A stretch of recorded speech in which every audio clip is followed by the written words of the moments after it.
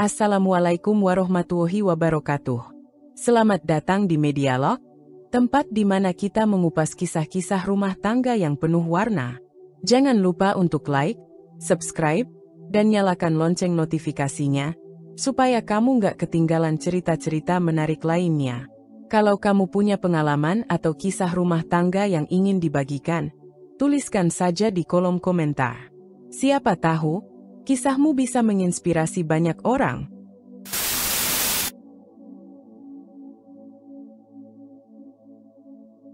Ratna adalah perempuan cantik dengan senyum lembut yang selalu menghiasi wajahnya. Sejak kecil, ia diajarkan oleh kedua orang tuanya untuk menjadi wanita yang mandiri dan penuh tanggung jawab. Setelah lulus kuliah dan bekerja sebagai desainer interior, ia merasa hidupnya hampir sempurna. Namun, ada satu hal yang masih kurang. Pasangan hidup yang bisa menjadi tempatnya berbagi suka dan duka. Ketika Imam hadir dalam hidupnya, Ratna merasa seperti menemukan kepingan terakhir dalam hidupnya. Imam adalah pria yang tampak matang dan penuh perhatian. Ia selalu ada untuk Ratna, mendukung karirnya, dan menunjukkan kasih sayang yang membuat Ratna merasa dicintai sepenuh hati. Selama masa pacaran, Imam tak pernah menunjukkan amarah atau ketidaksabaran. Ia selalu bersikap lembut dan penuh pengertian, sehingga Ratna semakin yakin bahwa Imam adalah pria yang tepat untuk menjadi suaminya. Mereka menikah dalam sebuah pesta sederhana yang penuh kebahagiaan. Ratna percaya bahwa ia telah membuat keputusan terbaik dalam hidupnya. Namun, kebahagiaan itu tidak bertahan lama. Seiring berjalannya waktu, Imam mulai menunjukkan sisi lain dari dirinya, sisi yang selama ini tersembunyi di balik sikap manis dan perhatian. Perlahan, Imam berubah menjadi pria yang berbeda. Ia mulai sering pulang larut malam tanpa memberi kabar, bahkan di akhir pekan. Ketika Ratna bertanya, Imam hanya menjawab dengan singkat atau malah mengabaikannya. Sikap lembutnya perlahan menghilang, digantikan oleh ketidakpedulian. Ratna mencoba memahami dan mencari alasan di balik perubahan suaminya. Tetapi setiap kali ia mencoba berbicara, Imam selalu menghindar atau malah membentaknya. Bukan hanya itu, Imam juga mulai mengatur hidup Ratna dengan cara yang tak pernah ia bayangkan sebelumnya. Imam menuntut Ratna untuk berhenti bekerja dengan alasan agar bisa lebih fokus mengurus rumah tangga. Awalnya, Ratna menolak karena ia mencintai pekerjaannya. Namun, Imam semakin menekan, mengatakan bahwa sebagai istri, Ratna seharusnya mendukung suaminya dan tidak perlu bekerja. Dengan berat hati, Ratna akhirnya mengundurkan diri dari pekerjaannya, berharap keputusan ini bisa membuat pernikahan mereka lebih harmonis. Sayangnya, keputusan itu justru membuat keadaan semakin buruk. Imam semakin tidak menghargainya. Setiap kali Ratna meminta perhatian atau berbicara tentang perasaannya, Imam selalu menanggapinya dengan dingin. Bahkan, ia mulai menyalahkan Ratna atas segala hal, seolah-olah semua masalah dalam rumah tangga mereka adalah kesalahan Ratna semata. Ratna mulai menyadari bahwa pria yang ia nikahi bukanlah pria yang ia kira selama ini. Hatinya mulai dipenuhi keraguan dan kekecewaan. Ia bertanya-tanya, apakah Imam benar-benar mencintainya, atau selama ini hanya berpura-pura? Di dalam kesendiriannya, Ratna merenung. Apakah ia telah membuat keputusan yang salah? Ataukah masih ada harapan untuk mengembalikan Imam yang dulu ia kenal? Sejak menikah, hidup Ratna berubah drastis. Ia bukan lagi perempuan yang bisa menikmati pagi dengan tenang, atau sekadar duduk santai menikmati secangkir teh. Sekarang, setiap pagi adalah perlombaan melawan waktu, mempersiapkan segala kebutuhan Imam, memastikan rumah rapi, dan menjalankan perannya sebagai istri yang, menurut Imam, harus patuh tanpa keluhan. Awalnya, Ratna berpikir bahwa ini hanya bagian dari adaptasi dalam pernikahan. Ia mencoba meyakinkan dirinya bahwa semua istri pasti melewati fase ini. Namun, seiring berjalannya waktu, tuntutan Imam semakin berat, sementara kasih sayang yang dulu diberikan kepadanya semakin menghilang. Setiap hari, sebelum matahari terbit, Ratna harus sudah bangun. Ratna, jangan malas. Istri yang baik itu bangun sebelum suami, menyiapkan segala keperluan suami, bukan malah tidur-tiduran seperti putri raja. Suara imam terdengar tajam di telinganya suatu pagi ketika ia terlambat bangun 5 menit. Ratna buru-buru turun dari tempat tidur, berjalan menuju dapur dengan langkah tergesa. Ia mulai memasak sarapan, menyiapkan teh hangat kesukaan imam, dan memastikan meja makan tertata rapi. Semua itu harus sempurna. Jika tidak, ia tahu imam akan mengomel sepanjang hari.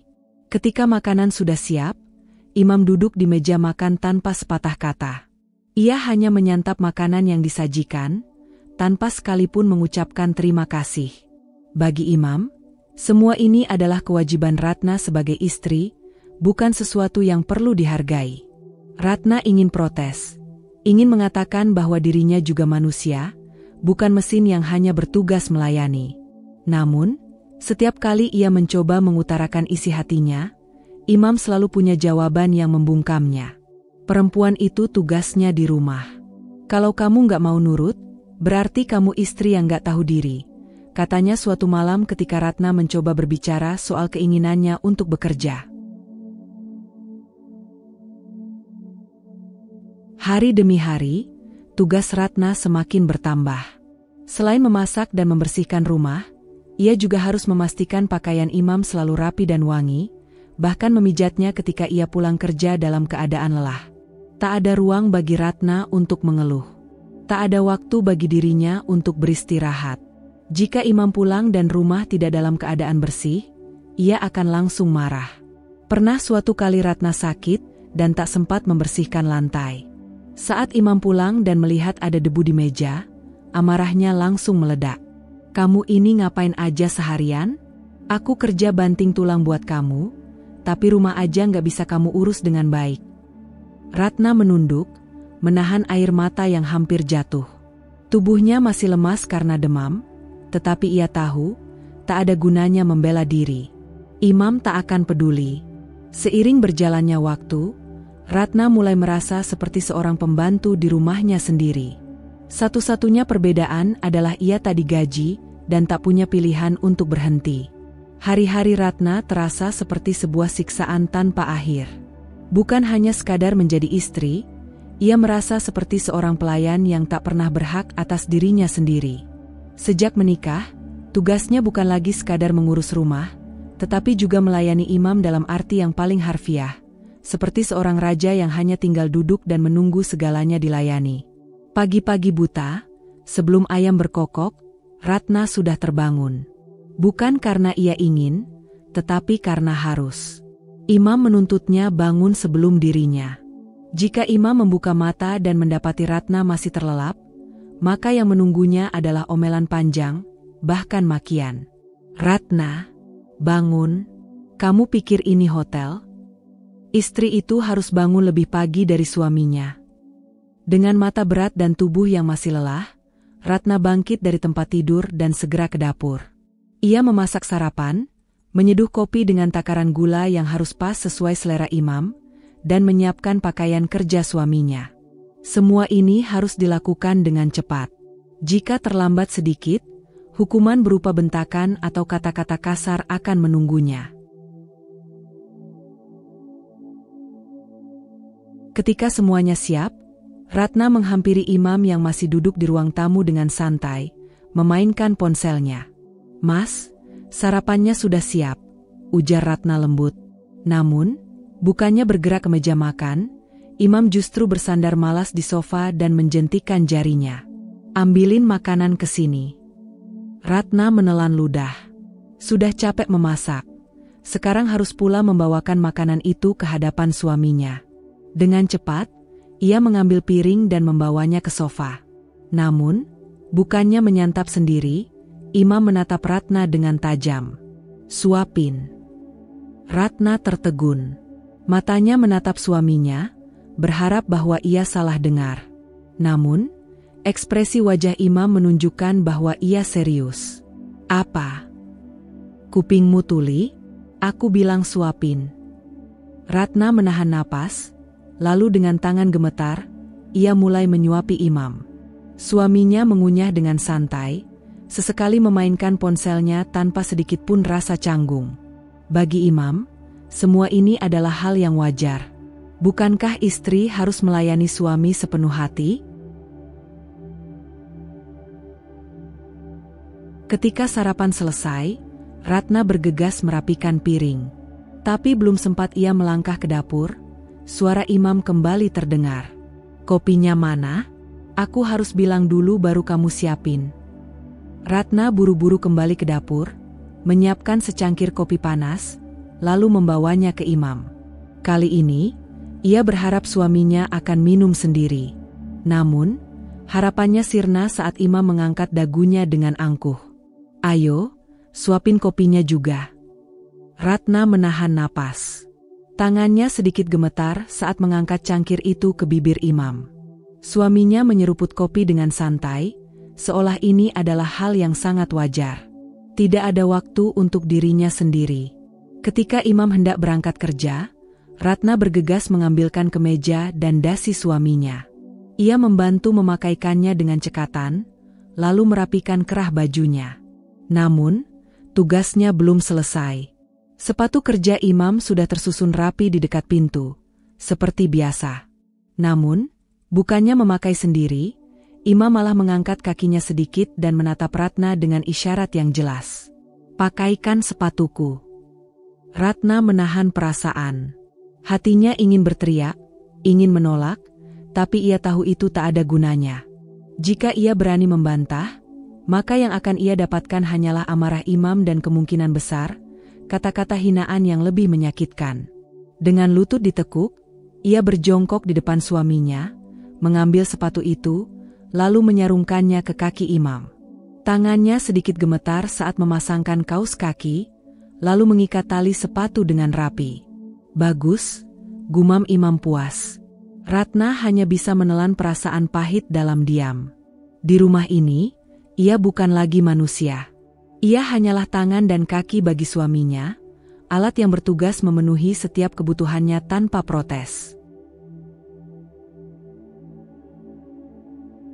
Siang yang melelahkan, malam yang menyesakkan. Ketika Imam pulang kerja, ia tak pernah membuka sepatunya sendiri. Ratna harus bergegas menyambutnya, membantu melepas sepatu, lalu membawakan air minum untuknya. Tak jarang, Imam merebahkan tubuhnya di sofa dan mengangkat kakinya. "Ratna, pijitin." Sekali lagi, Ratna tak punya pilihan. Dengan tangannya yang lelah, ia mulai memijat kaki suaminya yang tergeletak santai. Setiap kali tekanannya kurang pas, Imam akan menggerutu atau menepuk kepala Ratna dengan pelan, tapi cukup membuatnya merasa diperlakukan seperti seorang budak. Ketika makan malam tiba, Imam tak pernah mau menyendok sendiri makanannya. Ratna harus menyiapkan semuanya di piringnya, bahkan membuang tulang ikan agar Imam tak perlu repot. Kalau nggak mau repot, istri harus bisa bikin suaminya nyaman, ucap Imam suatu malam, setelah Ratna selesai mengurus segalanya. Malam pun tiba, dan meskipun tubuh Ratna sudah kelelahan, ia masih harus melayani Imam di tempat tidur. Tak ada kata "tidak" dalam kamus pernikahan mereka. Setiap kali Imam menginginkannya, Ratna harus menurut, meski tubuhnya sudah terasa remuk. Sebelum tidur, Imam berbaring dengan nyaman, sementara Ratna masih harus membereskan rumah dan menyiapkan pakaian untuk besok. Saat akhirnya ia bisa berbaring, ia hanya bisa menatap langit-langit kamar, bertanya-tanya. Ratna tidak pernah menyangka bahwa kehidupannya yang sudah berat akan menjadi lebih buruk lagi. Sejak menikah, ia sudah terbiasa menjalani hari-hari yang penuh tekanan, menjadi kaki dan tangan bagi Imam, melayani semua kebutuhannya tanpa sedikit pun dihargai. Namun, setidaknya selama ini Imam masih bekerja dan membawa pulang uang untuk memenuhi kebutuhan rumah tangga. Tapi semuanya berubah. Suatu pagi, Imam pulang kerja lebih awal dengan wajah cemberut. Ia melempar tas kerjanya ke sofa dan duduk dengan ekspresi muram. Ratna yang sedang menyapu lantai langsung menghentikan pekerjaannya. "Ada apa, Mas?" tanyanya hati-hati. Imam mendengus. "Aku berhenti kerja." Ratna merasa jantungnya hampir berhenti berdetak. "Berhenti? Kenapa? Aku bosan diperintah orang lain. Aku capek harus tunduk sama atasan yang sok berkuasa. Aku nggak mau kerja di bawah orang lagi, jawab Imam dengan nada tinggi. Ratna menelan ludah. Terus, kita mau makan dari mana kalau Mas berhenti kerja? Imam menatapnya dengan tajam, seolah pertanyaan itu adalah penghinaan. Ya cari peluang bisnis lah. Aku ini laki-laki, Ratna. Aku mau punya usaha sendiri, bukan jadi budak orang terus. Ratna diam. Ia tahu karakter Imam yang keras kepala. Sekalipun ia membantah, Imam tidak akan mendengarkan. Namun, dalam hatinya, ia khawatir. Imam memang punya banyak impian besar. Tapi sejauh yang ia tahu, suaminya tidak pernah serius dalam menjalankan apapun. Dan dugaannya benar. Beberapa minggu berlalu, tapi Imam tidak melakukan apa-apa selain berdiam diri di rumah, bermain ponsel, dan menonton televisi. Ia terus berbicara soal peluang bisnis yang akan membuat mereka kaya raya, tetapi tak satupun langkah nyata yang diambilnya. Sebaliknya, Ratna yang kini harus bekerja lebih keras untuk memenuhi kebutuhan rumah tangga. Ratna dipaksa menjadi tulang punggung. Ratna hanya bisa diam. Matanya terpaku pada piring bekas makan malam yang masih tersisa di meja. Tangannya mengepal di bawah meja, berusaha menahan diri agar tidak mengeluarkan kata-kata yang akan membuat segalanya lebih buruk. Ratna, mulai besok kamu kerja, ya? Suara Imam terdengar santai, seperti sedang membicarakan hal yang sepele. Ratna menoleh cepat, matanya membulat. Kerja? Kerja di mana? Tanyanya, mencoba memastikan bahwa ia tidak salah dengar. Imam mengangkat bahu tanpa peduli. Terserah. Pokoknya aku mau kamu cari uang. Kita nggak bisa cuma mengandalkan tabungan, jawabnya sembari menyandarkan tubuh di sofa, seperti orang yang baru saja bekerja keras sepanjang hari. Ratna menelan ludah. Tapi, aku harus urus rumah juga, Mas, katanya pelan. Dahi Imam berkerut, wajahnya langsung berubah kesal. Ya tetap urus rumah. Masa kamu nggak bisa kerja dan urus rumah tangga sekaligus? Banyak perempuan di luar sana bisa. Suaranya meninggi, nada merendahkannya begitu terasa. Ratna menggigit bibirnya. Ia tahu ia tidak punya pilihan. Sejak kapan pendapatnya pernah didengar? Sejak kapan keinginannya pernah dianggap penting? Dengan berat hati, ia mulai mencari pekerjaan. Beruntung, ia diterima sebagai kasir di sebuah minimarket. Namun, kehidupan Ratna semakin tidak manusiawi. Setiap pagi, sebelum berangkat kerja, ia harus bangun lebih awal untuk menyiapkan sarapan, menyiapkan kopi, dan membantu Imam memakai pakaian. Imam tidak pernah peduli apakah istrinya butuh istirahat lebih lama atau tidak. Baginya, Ratna adalah seorang istri, dan tugas istri adalah melayani suami. Tidak lebih, tidak kurang. Setelah itu, Ratna harus berdiri berjam-jam di minimarket, tersenyum kepada pelanggan, menghitung uang, dan menahan lelah. Saat orang lain pulang kerja dan bisa langsung beristirahat, Ratna masih harus menghadapi rumah yang berantakan, baju kotor yang menumpuk, dan suami yang tidak melakukan apa-apa selain menuntut lebih banyak. Ketika pulang, tubuhnya sudah terasa remuk.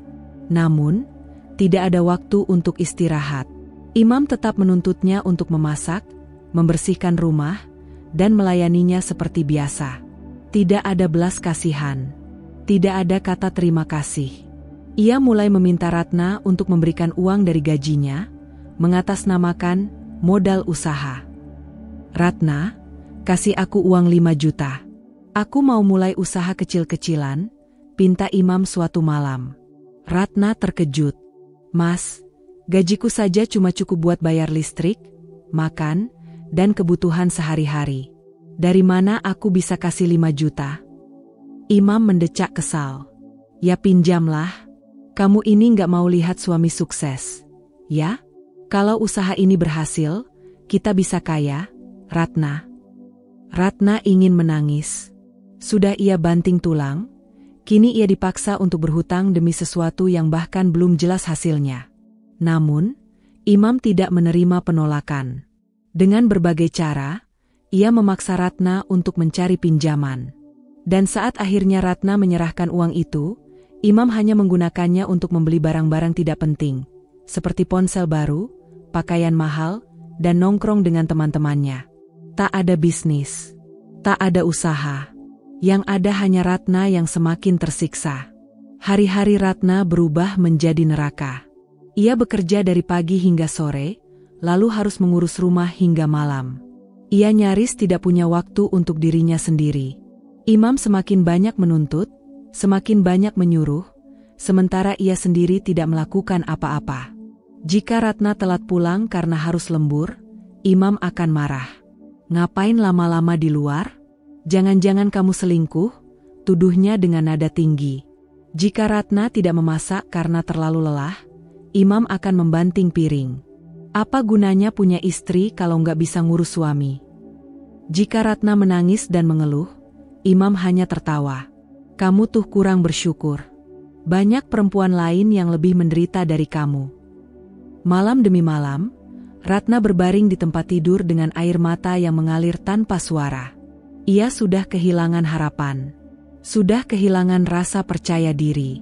Hari-hari Ratna semakin berat.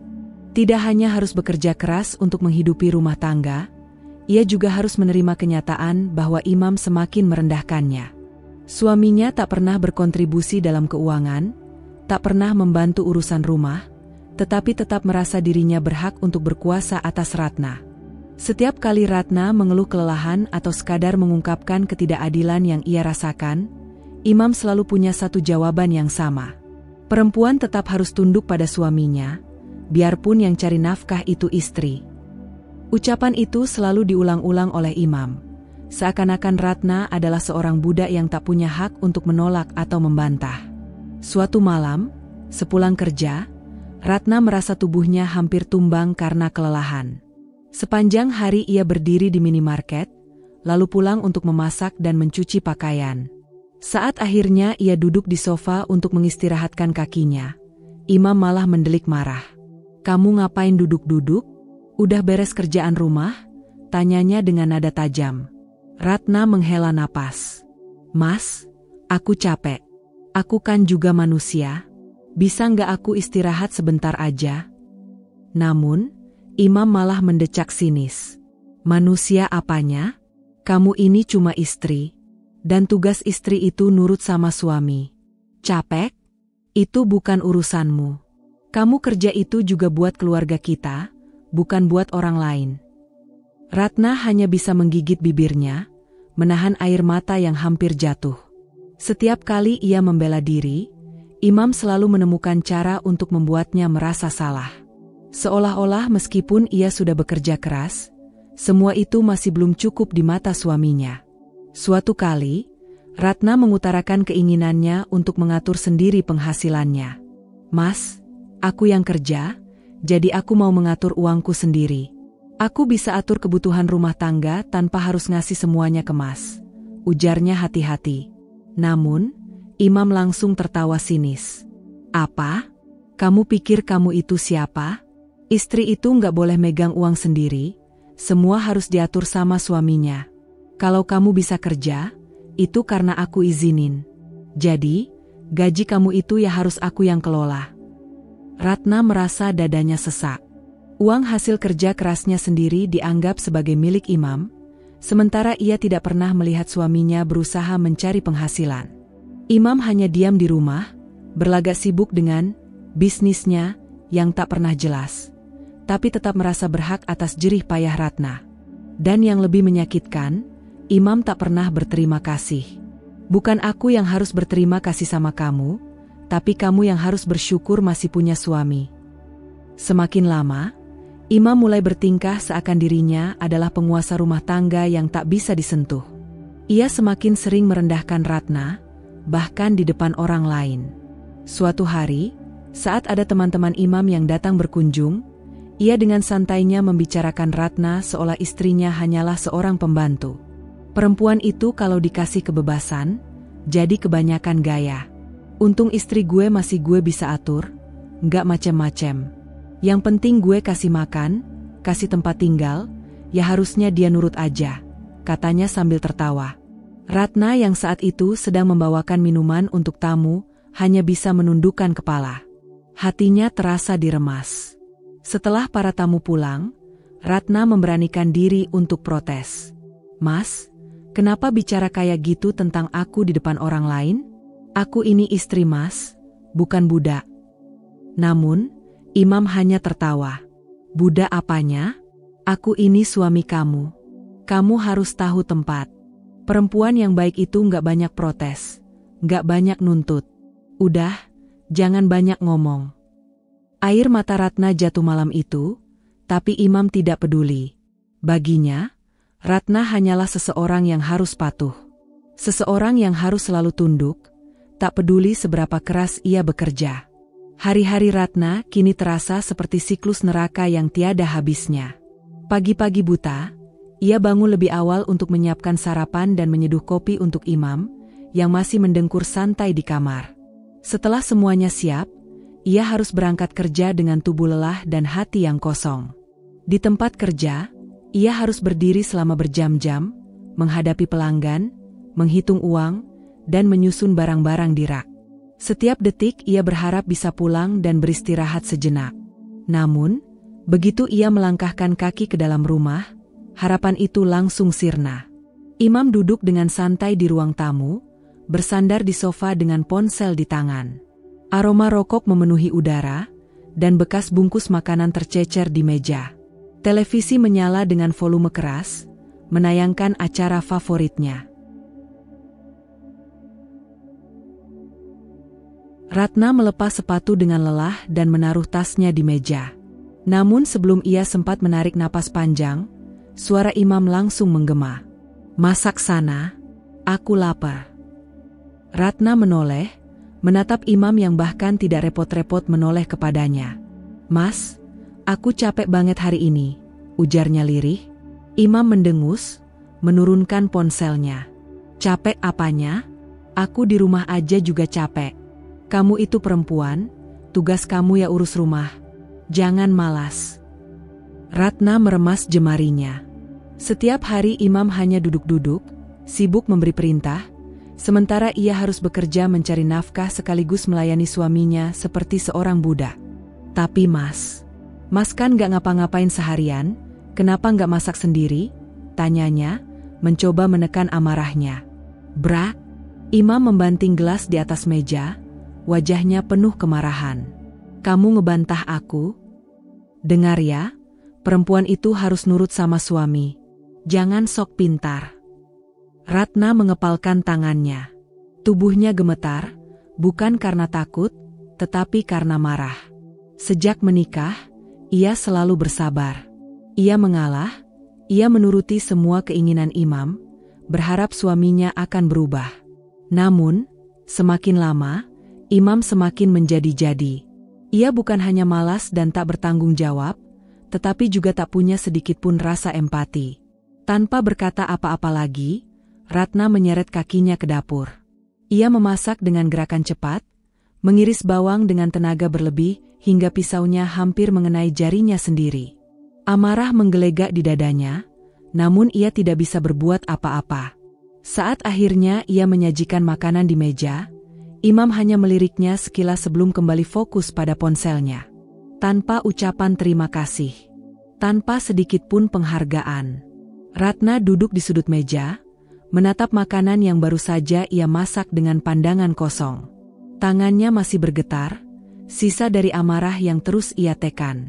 Dadanya sesak, seperti ada beban yang menindihnya tanpa henti. Bau masakan yang biasanya memberi rasa nyaman kini justru membuatnya mual. Ia tidak ingin makan. Ia bahkan tidak ingin berada di rumah ini. Di dalam hatinya, sesuatu mulai tumbuh. Sesuatu yang selama ini berusaha ia kubur dalam-dalam. Dendam. Selama ini, ia menahan. Ia diam. Ia berpikir bahwa bersabar adalah jalan terbaik. Bahwa jika ia terus bertahan, keadaan mungkin akan membaik. Tapi kini, ia sadar. Tidak akan ada yang berubah. Imam tidak akan berubah.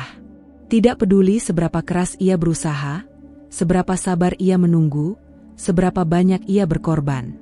Imam akan tetap menjadi lelaki yang memperlakukannya seperti barang, seperti pelayan yang tugasnya hanya melayani tanpa pernah dihargai. Tangannya mengepal di atas meja. Ia tidak tahu sudah berapa kali ia menangis diam-diam, sudah berapa kali ia merintih dalam hati, berharap ada sedikit saja kehangatan yang tersisa dalam pernikahan mereka. Tapi yang ia dapatkan hanyalah kekecewaan yang bertumpuk, tahun demi tahun, hingga kini berubah menjadi sesuatu yang lebih kelam. Ia tidak hanya merasa lelah, ia merasa muak, sangat muak. Muak dengan Imam. Muak dengan dirinya sendiri yang selama ini terlalu bodoh untuk berharap. Muak dengan hidup yang seakan-akan hanya menuntutnya memberi, tanpa pernah membiarkan ia menerima. Dan suatu saat, entah kapan, ia akan membuat Imam membayar semua ini. Dengan cara yang tidak akan pernah Imam lupakan. Tidak peduli seberapa keras Ratna berusaha, di mata Imam, ia selalu salah.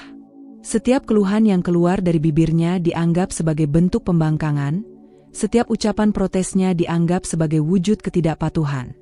Imam selalu punya satu jawaban untuk membungkamnya, istri itu harus patuh pada suami. Kalau kamu banyak mengeluh, itu tandanya kamu istri durhaka. Ratna sudah muak mendengar kata-kata itu. Seolah-olah tak peduli betapa keras ia bekerja, tak peduli betapa lelah tubuhnya, ia tetap harus menunduk dan menurut tanpa boleh bersuara. Bahkan jika Imam hanya duduk santai di rumah, hidup dari hasil keringatnya, ia tetap merasa berhak mengatur dan merendahkan Ratna.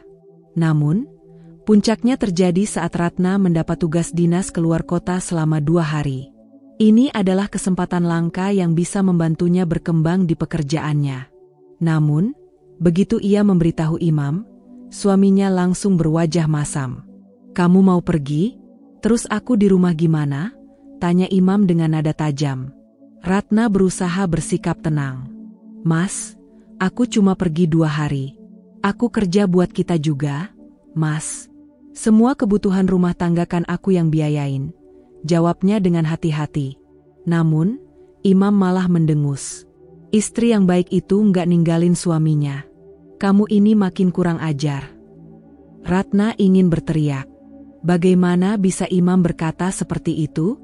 Ia yang bekerja, ia yang menanggung hidup mereka, tetapi masih juga dipersalahkan? Namun, ia tak punya pilihan. Ia tetap pergi, meninggalkan rumah dengan hati berat. Selama 2 hari di luar kota, ia nyaris tidak punya waktu untuk memikirkan hal lain. Pekerjaan menuntut perhatiannya penuh, sementara di sela-sela kesibukannya, pesan-pesan Imam terus masuk ke ponselnya. "Kamu pasti enak di sana, kan? Aku di rumah makan seadanya, nggak ada yang masakin. Jangan lupa kamu masih punya suami. Jangan sampai kamu berulah di luar sana. Kamu nggak sadar ya? Kamu ini istri yang nggak tahu diri." Setiap kali Ratna membaca pesan itu, amarahnya mendidih. Apa yang sebenarnya Imam inginkan darinya? Apakah ia harus diam di rumah, melayani Imam sepanjang waktu, dan membiarkan mereka mati kelaparan karena tidak ada pemasukan? 2 hari berlalu dengan cepat. Saat akhirnya Ratna pulang, tubuhnya sudah sangat lelah. Perjalanan panjang ditambah tekanan pekerjaan membuatnya ingin segera beristirahat. Ia berharap, meskipun kecil kemungkinannya, bahwa Imam setidaknya akan mengerti kondisinya. Namun, begitu ia membuka pintu rumah, yang menyambutnya bukanlah wajah suami yang rindu, melainkan tatapan penuh kemarahan. "Enak ya, jalan-jalan di luar sana, ninggalin suami sendirian," sergah Imam begitu Ratna masuk. Ratna mengernyit, hampir tidak percaya dengan apa yang baru saja didengarnya. "Mas, aku bukan jalan-jalan. Aku kerja. Aku pulang dalam keadaan capek," katanya dengan suara lelah. Namun, Imam tidak peduli. "Alasan? Seharian aku di rumah nggak ada yang masakin, nggak ada yang bikinin kopi. Kamu tahu nggak betapa lalainya kamu sebagai istri?" Ratna menghela napas panjang, berusaha menahan emosi yang sudah diambang batas. Ia benar-benar tak habis pikir. Imam bahkan tidak berusaha sedikit pun untuk mengerti. "Mas, selama aku pergi, Mas bisa masak sendiri, kan? Bisa beli makanan di luar? Mas nggak sakit, nggak cacat. Kenapa Mas malah marah-marah sama aku? Tanyanya, mencoba tetap tenang. Namun, Imam justru mendekatinya, menatapnya dengan penuh amarah. Aku ini suami kamu, Ratna. Kamu yang harus ngurus aku. Kamu pikir kalau kamu cari uang kamu bisa ngelawan aku? Ratna terdiam. Tangannya mengepal di sisi tubuhnya. Dalam hatinya, sesuatu semakin membesar, sebuah kebencian yang selama ini ia pendam. Ratna duduk di ruang kantornya, menatap surat promosi yang baru saja diterimanya dari atasan. Hatinya seharusnya berbunga-bunga, tetapi yang ia rasakan justru kepuasan yang berbeda. Bukan kebahagiaan biasa, melainkan kepuasan karena akhirnya ia selangkah lebih dekat menuju kebebasannya. Selama ini, ia bekerja keras tanpa kenal lelah, bertahan dari kelelahan fisik dan mental akibat tekanan Imam di rumah. Dan kini, kerja kerasnya membuahkan hasil. Ia dipromosikan menjadi manajer. Gajinya naik signifikan, dan yang lebih penting, ia memiliki kendali lebih besar atas keuangannya. Namun, saat rekan-rekan kerja mengucapkan selamat, ia hanya tersenyum kecil, menyembunyikan rencana yang sudah lama ia susun dalam benaknya. Ia tidak akan memberitahu Imam. Sejak awal pernikahan mereka, Imam selalu ingin mengendalikan hidupnya, mengatur keuangannya, dan memperlakukannya seperti pembantu yang tak berhak memiliki apapun. Jika Imam tahu tentang promosi ini, pasti ia akan menuntut lebih banyak lagi, menyuruhnya menyerahkan semua gaji, dan semakin bersikap seenaknya. Tidak, kali ini Ratna tidak akan membiarkan hal itu terjadi. Selama ini, ia telah belajar banyak. Ia telah mengamati, menyusun strategi, dan menahan diri. Namun, dalam diamnya, ia telah mempersiapkan sesuatu, sebuah rencana untuk membalikkan keadaan. Malam itu, seperti biasa, Ratna pulang dalam keadaan lelah. Ia tetap bersikap seperti biasa di hadapan Imam, menjadi istri yang diam, tunduk, dan tidak melawan.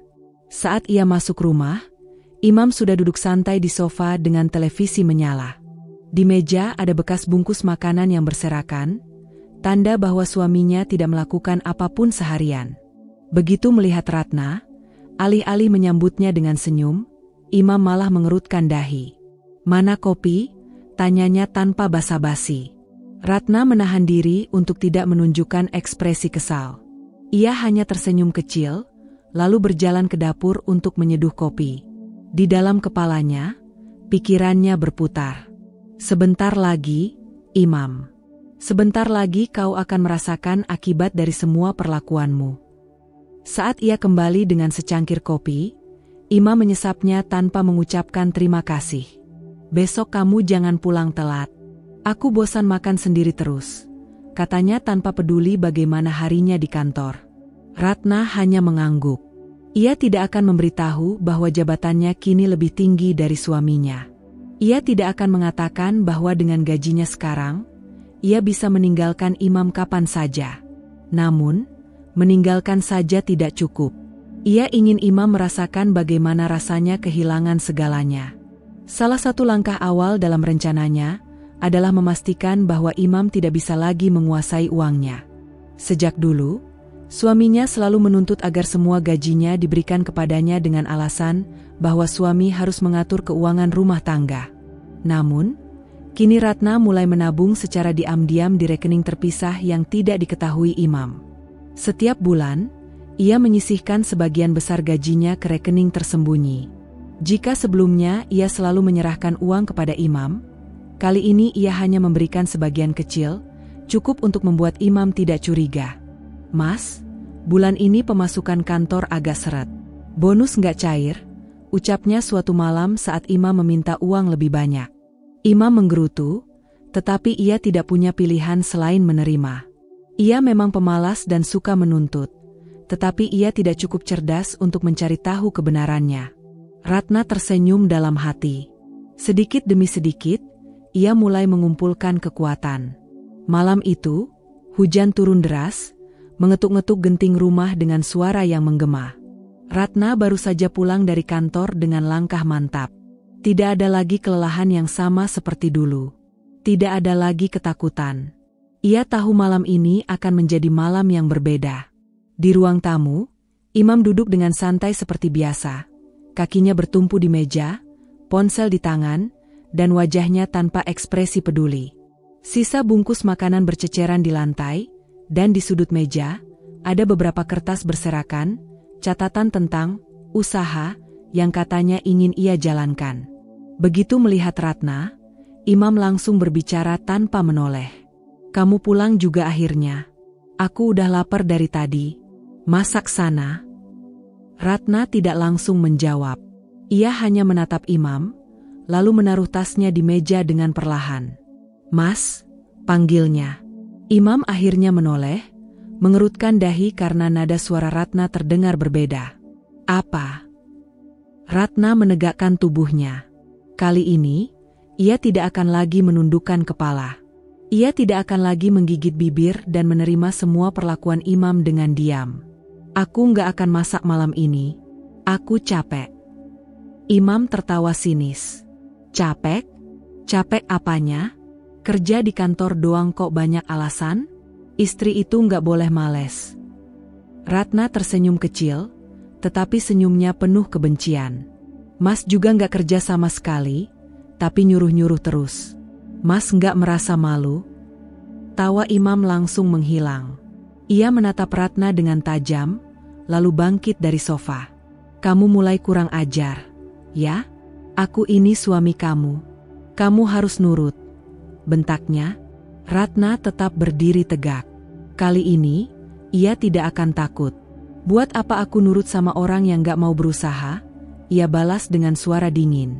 Aku yang kerja banting tulang, aku yang cari uang, aku yang bayarin semua kebutuhan rumah ini. Tapi Mas cuma bisa duduk santai, nyuruh-nyuruh, dan maksa aku ngasih uang buat usaha yang gak pernah ada.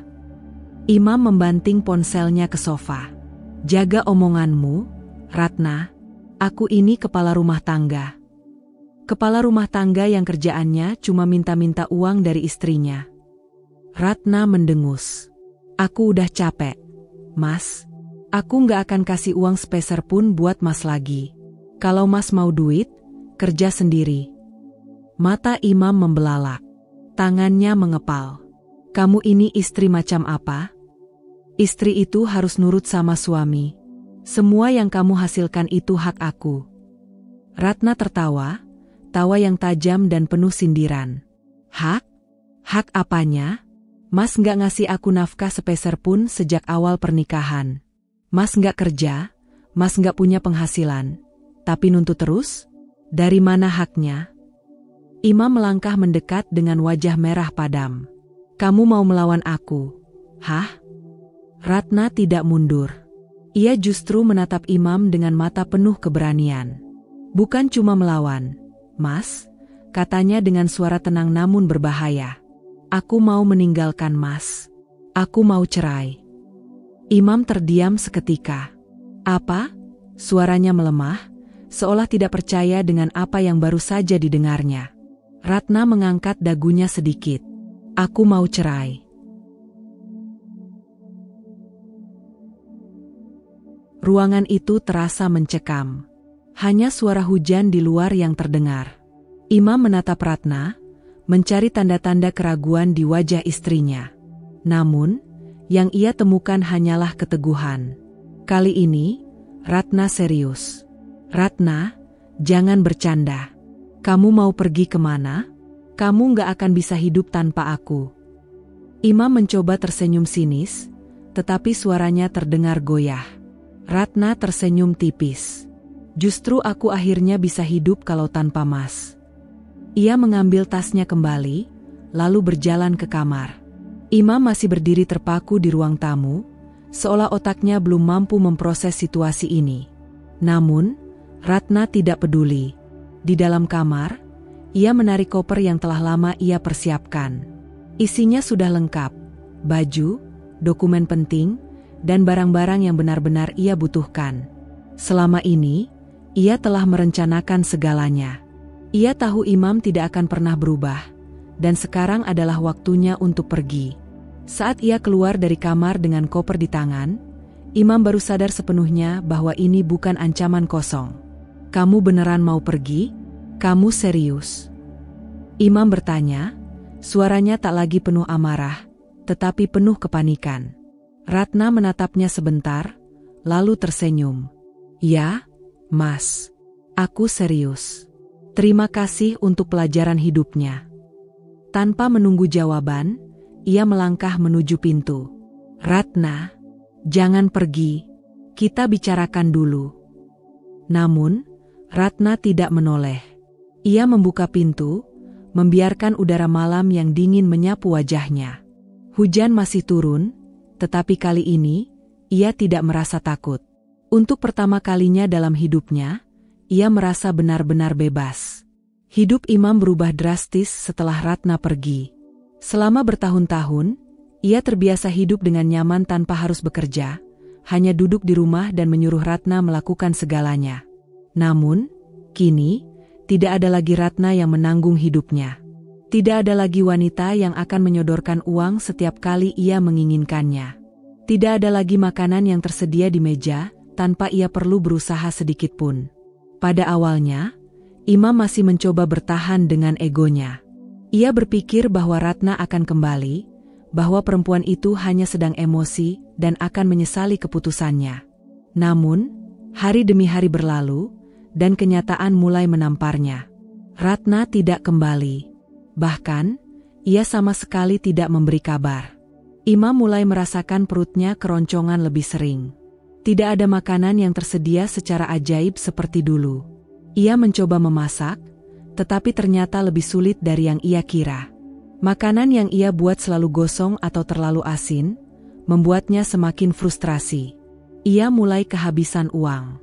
Sebelumnya, ia selalu mendapatkan uang dari Ratna, tetapi kini dompetnya kosong. Ia mencoba menghubungi beberapa teman, tetapi mereka hanya tertawa sinis. Kamu mau pinjam uang? Hahaha. Dulu, katanya mau buka usaha? Usaha apa tuh? Maaf, bro, gue juga lagi susah. Lo cari kerja aja. Kata-kata itu menusuk harga dirinya. Imam memang sering membual bahwa ia akan menjadi pengusaha sukses. Tetapi kenyataannya, ia bahkan tidak pernah benar-benar mencoba. Ia hanya mengandalkan uang Ratna sambil berpura-pura merencanakan sesuatu. Kini, tanpa uang dan tanpa Ratna, ia menghadapi kenyataan pahit. Dunia yang tak mau menerimanya. Imam akhirnya memutuskan untuk mencari pekerjaan. Ia datang ke beberapa lowongan kerja dengan penuh percaya diri, berpikir bahwa dengan pengalamannya sebagai kepala rumah tangga, ia akan mendapatkan posisi yang layak. Namun, wawancara pertamanya berakhir dengan kegagalan total. Pak Imam, sebelumnya Anda bekerja di mana? Saya? Ya, dulu saya ngurus keuangan rumah tangga, jawab Imam dengan bangga. Jadi, Anda tidak punya pengalaman kerja profesional? Ya, tapi saya sering mengatur istri saya. Saya tahu bagaimana cara mengatur orang. Pewawancara hanya menatapnya dengan bingung sebelum menggelengkan kepala. Imam ditolak mentah-mentah. Ia mencoba lagi di tempat lain, tetapi hasilnya sama saja. Tanpa keterampilan, tanpa pengalaman, tidak ada satupun perusahaan yang mau menerimanya. Ia bahkan mencoba melamar sebagai pekerja kasar, tetapi tubuhnya yang terbiasa hidup santai tidak kuat menahan beban pekerjaan fisik.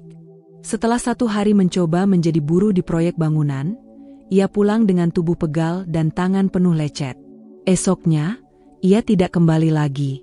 Di dunia luar, tidak ada yang mau menerima lelaki yang hanya bisa menyuruh tanpa usaha. Malam-malam Imam kini dihabiskan dalam kesendirian. Rumah yang dulu terasa hangat saat Ratna ada, kini menjadi tempat yang asing dan dingin. Tidak ada suara panci beradu di dapur, tidak ada aroma kopi yang mengepul dari cangkir yang selalu disiapkan Ratna untuknya. Tidak ada Ratna yang akan menyambutnya dengan senyum lelah tapi tetap penuh kesabaran. Yang tersisa hanyalah sunyi, hening yang menyiksa. Ia duduk di ruang tamu yang temaram, hanya diterangi lampu redup dari luar. Tatapannya kosong, menembus gelap yang seolah mengejeknya. Dulu, ia pikir rumah ini adalah miliknya. Tempat di mana ia bisa bersikap sesuka hati, memperlakukan Ratna seperti seorang bawahan, menuntut segalanya tanpa memberi apapun sebagai balasan. Ia ingat betapa Ratna selalu menundukkan kepala, mengikuti keinginannya, menyerahkan gajinya untuk usaha yang bahkan tidak pernah nyata.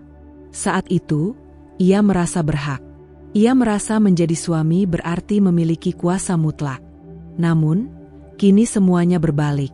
Ia hanyalah lelaki pengangguran yang tidak memiliki apa-apa. Tidak ada istri yang mengurusinya, tidak ada rumah yang terasa seperti rumah, tidak ada kehangatan yang pernah ia abaikan begitu saja. Ia mencoba mengingat kapan terakhir kali ia benar-benar melihat Ratna. Melihatnya bukan sebagai seseorang yang bisa ia perintah, tetapi sebagai seorang manusia yang berhak mendapatkan cinta dan penghargaan. Dan ia gagal mengingatnya. Tangan Imam mengepal, kepalanya menunduk dalam-dalam. Sesak menyelinap di dadanya, begitu menyakitkan hingga ia harus terengah untuk bernapas. Semua kenangan datang bertubi-tubi, menghantamnya tanpa ampun. Ratna yang selalu menahan air mata saat ia membentaknya, Ratna yang tetap tersenyum meski lelah setelah bekerja seharian, Ratna yang selalu berkata, "Aku ingin kita bahagia, Mas." Dengan suara lirih yang kini terasa begitu jauh. "Ratna, aku salah." Gumamnya, suaranya serak, nyaris seperti bisikan yang tersapu angin malam. Namun, tidak ada jawaban. Tidak ada yang peduli. Ratna sudah pergi, dan ia tidak akan kembali.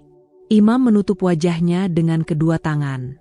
Kesepian kini menjadi teman yang paling setia, menghukumnya dalam diam. Tidak ada jalan untuk kembali, tidak ada kesempatan kedua. Ia telah kehilangan satu-satunya cahaya dalam hidupnya, dan kini, ia hanya bisa tenggelam dalam penyesalan yang tidak akan pernah tertebus. Setelah bertahun-tahun hidup dalam tekanan dan tuntutan tanpa henti, Ratna akhirnya bisa merasakan apa itu kebebasan yang sebenarnya. Tidak ada lagi pagi yang dimulai dengan rasa takut atau lelah, karena harus bangun lebih awal, demi memenuhi permintaan suami. Tidak ada lagi hari-hari di mana tubuhnya dipaksa bekerja tanpa henti sementara seseorang hanya duduk dan memerintah. Tidak ada lagi suara penuh amarah yang menuntut kesempurnaan darinya, tanpa sedikit pun penghargaan. Kini, setiap pagi, Ratna bangun dengan tenang, menikmati sarapan yang ia buat untuk dirinya sendiri, tanpa harus terburu-buru menyiapkan segala sesuatu untuk orang lain. Ia bisa duduk santai di meja makan sambil menikmati secangkir kopi, membaca berita, atau sekadar mengamati dunia di luar jendela, tanpa ada suara yang menyuruhnya melakukan sesuatu. Hening yang dulu terasa menakutkan kini berubah menjadi kedamaian yang menenangkan. Di tempat kerja, Ratna semakin bersinar. Setelah bertahun-tahun bekerja keras dan menunjukkan dedikasinya, ia menikmati hasil jerih payahnya. Sebagai manajer, ia dihormati oleh rekan-rekan kerjanya, dan keputusannya dihargai. Ia tidak lagi merasa seperti bayangan yang harus bekerja di balik layar, sementara orang lain menikmati hasilnya. Kini, ia berdiri di garis depan, membuktikan bahwa dirinya mampu mencapai kesuksesan tanpa harus bergantung pada siapapun. Keuangan Ratna pun semakin stabil. Gajinya lebih dari cukup untuk memenuhi kebutuhannya. Bahkan ia mulai berinvestasi dan merencanakan masa depan dengan matang. Tidak ada lagi seseorang yang menuntut uang darinya dengan alasan yang tidak jelas. Setiap rupiah yang ia hasilkan benar-benar menjadi miliknya, digunakan untuk hal-hal yang ia inginkan dan butuhkan, bukan untuk memenuhi ambisi kosong seseorang yang bahkan tidak mau berusaha. Di waktu luangnya, Ratna mulai melakukan hal-hal yang dulu hanya menjadi mimpi. Ia pergi ke tempat-tempat yang selama ini ingin ia kunjungi, mencoba hobi-hobi yang dulu ia abaikan karena selalu sibuk melayani orang lain. Ia belajar memasak bukan karena tuntutan, tetapi karena keinginannya sendiri. Ia mulai menulis, membaca lebih banyak buku, dan menemukan ketenangan dalam menjalani hidup tanpa tekanan. Dunia yang dulu terasa sempit kini terbuka luas. Ratna menyadari bahwa dirinya bukan lagi wanita yang terikat oleh pernikahan yang hanya memberinya penderitaan. Ia telah membuktikan bahwa perempuan tidak harus tunduk pada pria yang hanya ingin berkuasa tanpa kontribusi. Seorang wanita berhak atas kebahagiaannya sendiri, berhak atas kehidupannya sendiri, tanpa harus menjadi bayangan bagi seseorang yang bahkan tidak menghargainya. Hari-hari Ratna kini dipenuhi dengan kepuasan dan kebebasan yang tidak pernah ia bayangkan sebelumnya. Ia telah melepaskan beban yang selama ini mengekangnya, dan akhirnya, ia benar-benar hidup.